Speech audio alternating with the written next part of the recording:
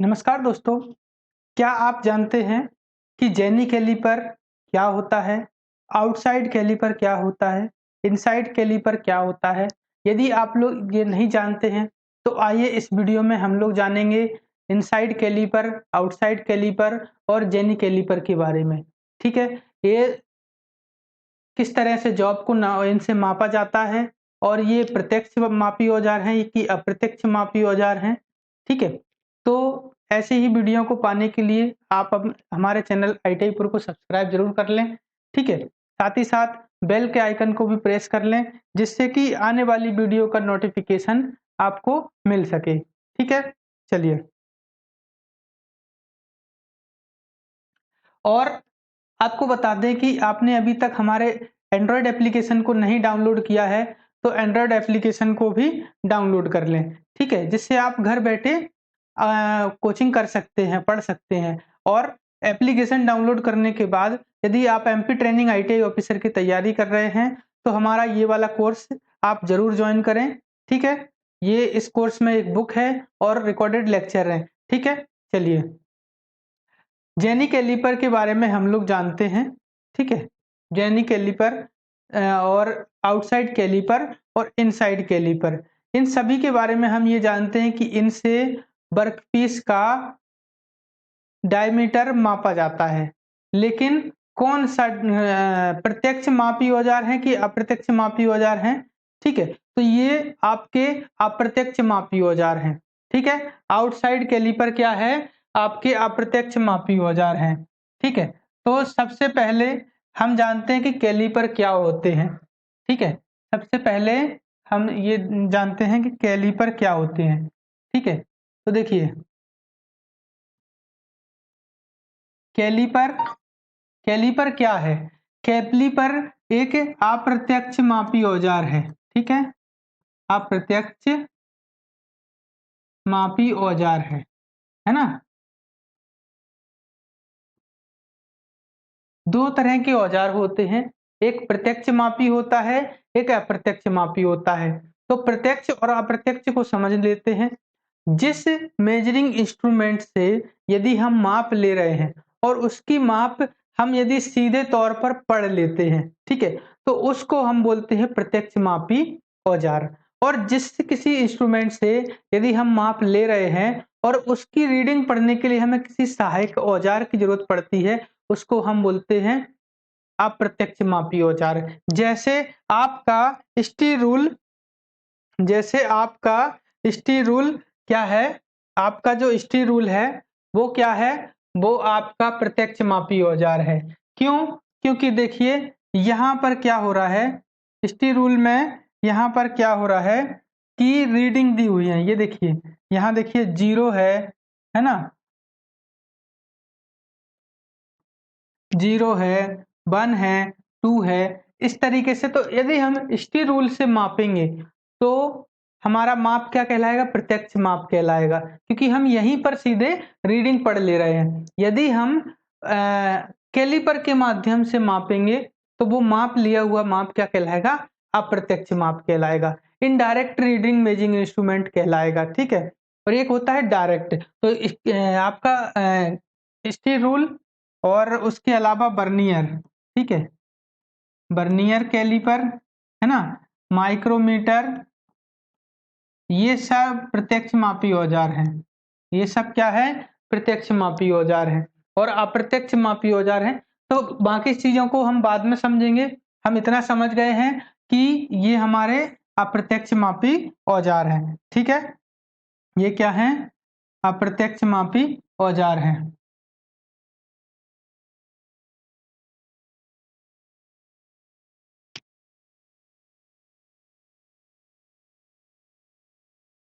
इतनी चीज़ हम लोग जान गए हैं कि अप्रत्यक्ष मापी औजार है और अब इनकी हम देखते हैं कि किस धातु के बनाए जाते हैं, ठीक है?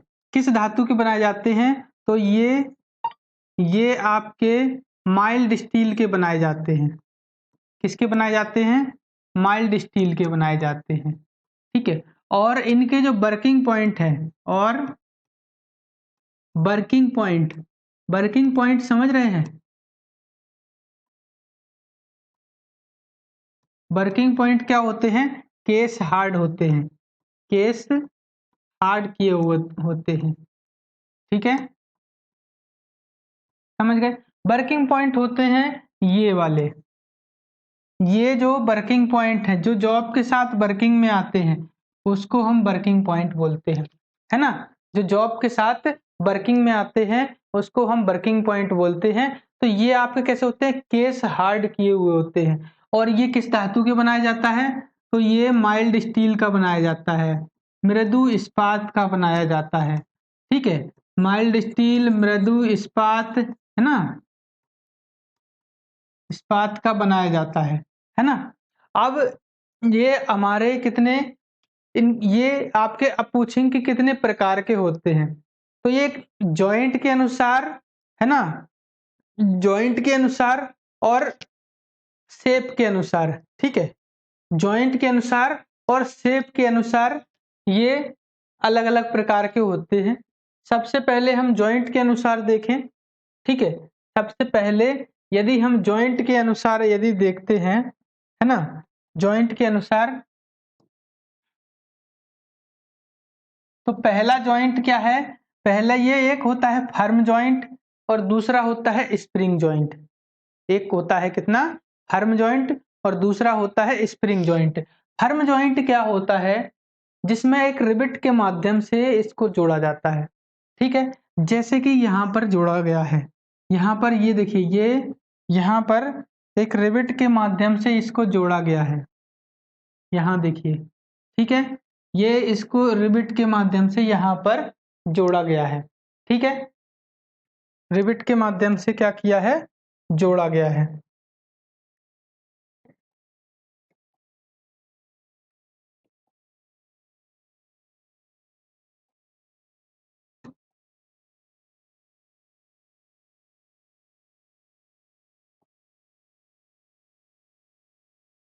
ठीक है? यहाँ पर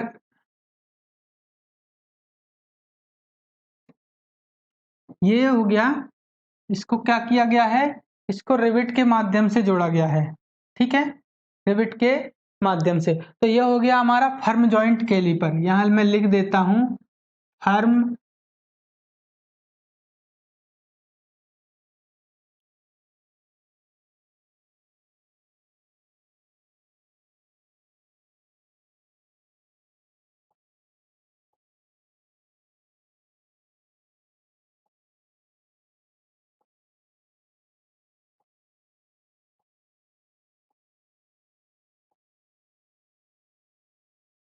ठीक है, यहाँ पर मैं लिख देता हूँ firm joint caliper.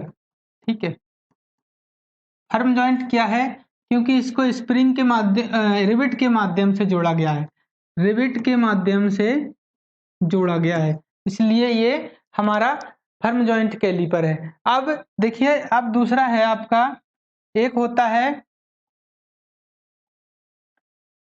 Spring joint caliper. ठीक है, स्प्रिंग जॉइंट कैलिपर, है ना? एक होता है स्प्रिंग जॉइंट कैलिपर। ठीक है, तो देखिए स्प्रिंग जॉइंट कैलिपर है ये वाले, यहाँ पर एक स्प्रिंग लगी हुई है, स्प्रिंग एक लगी हुई है ना? ये आपकी एक स्प्रिंग से जुड़े हुए रहते हैं। ठीक है, स्प्रिंग से, ये देखिए स्प्रिंग कौन सी है? ये आपकी स्प्रिंग है, क्या है?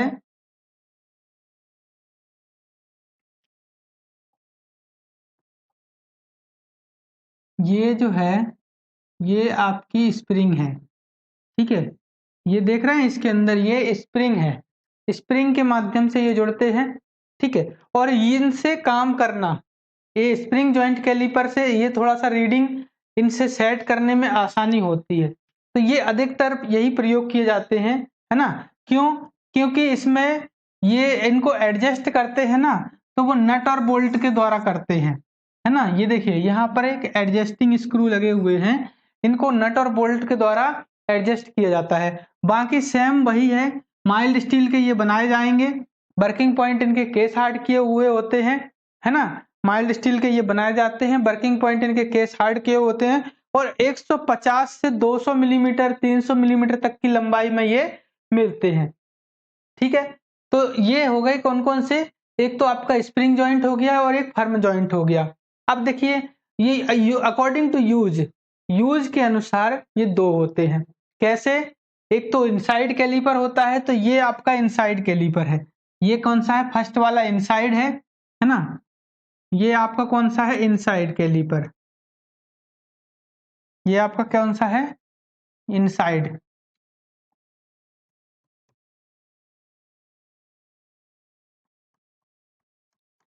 ये इनसाइड कैलिपर है, ठीक है, और ये कौन सा है, आउटसाइड कैलिपर है। ठीक है, यानी कि बाहर की माप लेने के लिए इसका प्रयोग करेंगे, अंदर की माप लेने के लिए इसका प्रयोग करेंगे। ठीक है, समझ गए, है ना। ऐसे ही फर्म जॉइंट कैलिपर में होता है, ऐसे ही फर्म जॉइंट कैलिपर में है, ये आपका इनसाइड कैलिपर है,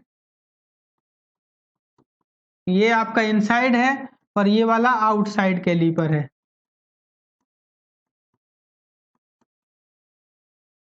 ठीक है, ये क्या है, आउटसाइड कैलिपर है ना। तो ये अकॉर्डिंग टू यूज हो गए हैं, और जॉइंट के अनुसार ये फर्म जॉइंट स्प्रिंग जॉइंट होते हैं। ठीक है, और एक और होते हैं शेप के अनुसार, शेप के अनुसार समझ रहे हैं, आकृति के अनुसार। ठीक है, आकृति के अनुसार मैंने आपको बता ही दिए हैं, रिवेट जॉइंट फर्म जॉइंट तो ये जॉइंट के अनुसार हो गए। आकृति के अनुसार कौन कौन से हो जाएंगे, ये आकृति के अनुसार हो जाएंगे, ये आपके इनसाइड कैलिपर और आउटसाइड कैलिपर, है ना। ये आपकी आकृति के अनुसार है ना, इनसाइड कैलिपर और आउटसाइड कैलिपर। ये तो हमारे इनसाइड और आउटसाइड कैलिपर हो गए। ये फर्म जॉइंट स्प्रिंग जॉइंट होते हैं, माइल्ड स्टील के बने होते हैं, अप्रत्यक्ष मापी औजार हैं। ठीक है, अप्रत्यक्ष मापी औजार हैं। अच्छा, एक चीज और समझिए, अगर हम किसी जॉब को इनके माध्यम से माप रहे हैं और उस माप को हम कहाँ पे पढ़ते हैं, स्टील रूल पर पढ़ते हैं जॉब को माप के। ठीक है, तो इसका जो लिस्ट काउंट है वो 0.5 mm ही होगा। क्यों, क्योंकि स्टील रूल का लिस्ट काउंट भी 0.5 mm होता है। ठीक है, स्टील रूल का लिस्ट काउंट कितना होता है, 0.5 mm, इसलिए इसका भी 0.5 mm होगा, क्योंकि हम इसकी रीडिंग को स्टील रूल पर ले जाके पढ़ेंगे। ठीक है, अब देखिए inside caliper outside caliper clear हो गया। अब हम चलते हैं हार्मोफ्रोडाइट कैलिपर। ठीक है, हार्मोफ्रोडाइट कैलिपर देखिए, ये देखिए हार्मोफ्रोडाइट कैलिपर मतलब क्या होता है, जेनी कैलिपर। हार्मोफ्रोडाइट कैलिपर का मतलब क्या होता है, जेनी कैलिपर, जेनी कैलिपर। ठीक है, जेनी कैलिपर को ही हम हार्मोफ्रोडाइट कैलिपर बोलते हैं। क्लियर है यहां से। अब क्वेश्चन सारे के सारे आपके यहीं से आते हैं, जेनी कैलिपर से भी क्वेश्चन आते हैं। कैसे, जेनी कैलिपर का दूसरा नाम क्या है, तो हार्मोफ्रोडाइट कैलिपर, ऑड लेग कैलिपर, है ना, लंगड़ा कैलिपर। क्योंकि इसको ऑड लेग कैलिपर क्यों बोला जाता है, इसलिए यहाँ पर बोला जाता है ऑड लेग कैलिपर, क्योंकि इसकी एक टांग मुड़ी हुई होती है। इसकी एक टांग क्या होती है, मुड़ी हुई होती है। इसकी एक टांग क्या है, ये देखिए यहाँ मुड़ी हुई टांग है ना। और ये यहाँ पर एक एडजस्टिंग पॉइंट है, इससे एडजस्ट कर सकते हैं। और ये आपका एक तो आपका फर्म जॉइंट में मिलेगा, दूसरा आपका स्प्रिंग जॉइंट में भी मिलेगा, दोनों में है ना। फर्म जॉइंट आपका थोड़ा सा हैंडलिंग में ज्यादा दिक्कत करता है, क्योंकि इसको सेट करने में थोड़ी सी दिक्कत होती है ना। लेकिन स्प्रिंग जॉइंट को सेट करने की ज्यादातर आसान रहता है, क्योंकि इसमें एडजस्टिंग स्क्रू आपका दिया हुआ है जो नट बोल्ट है ना। तो इसको हम आसानी से सेट कर सकते हैं किसी भी वर्किंग सरफेस के ऊपर। ठीक है, तो देखिए जेनी कैलिपर को हम क्या बोलते हैं, हार्मोफ्रोडाइट कैलिपर। ठीक है, जेनी कैलिपर को क्या बोलते हैं, हार्मोफ्रोडाइट कैलिपर बोलते हैं। ठीक है, अब इसकी जो जो वो मुड़ी हुई होती है ना, क्या बोलते हैं, लेग। लेग जो मुड़ी हुई होती है वो कितने डिग्री के रेडियस में मुड़ी हुई होती है, तो ये आपकी 12 मिलीमीटर, 12 मिलीमीटर के रेडियस में मुड़ी हुई होती है, रेडियस में 90 डिग्री के एंगल में। ठीक है, 90 डिग्री के एंगल में रेडियस में मुड़ी हुई होती है। क्लियर है? 90 डिग्री के एंगल में, है ना। और ये आपका विभिन्न साइजों में मिलेगा। 150 mm, ठीक है, 150 mm, 200 mm, है ना, 150 mm, 150 mm में मिलेगा, 200 mm का भी मिलेगा, 300 mm का भी मिलेगा, ठीक है, 300 mm में भी ये मिलेगा। अब देखिए इसका यूज कहां पर किया जाता है। इसका यूज किया जाता है नंबर 1, गोल जॉब का केंद्र निकालने के लिए। जेनी कैलिपर का यूज गोल जॉब का केंद्र निकालने के लिए।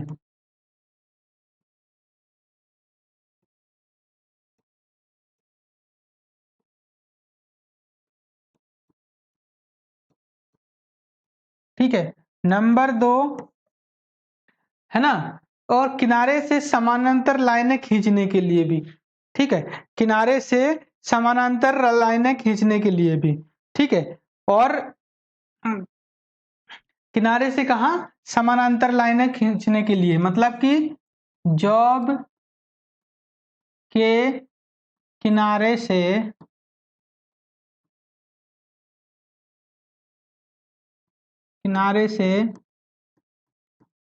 समानांतर लाइनें खींचने के लिए। ठीक है,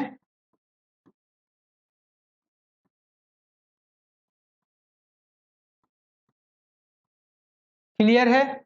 जॉब के किनारे से समानांतर लाइनें खींचने के लिए जेनी कैलिपर का प्रयोग करते हैं, है ना।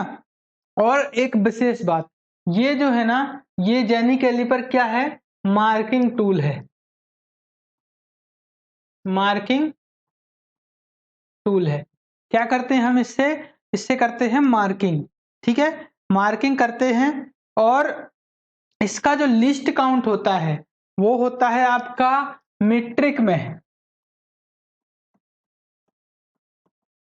मीट्रिक में 1/2 mm, यानी कि, या फिर क्या हो गया 0.5 mm, है ना। और ब्रिटिश में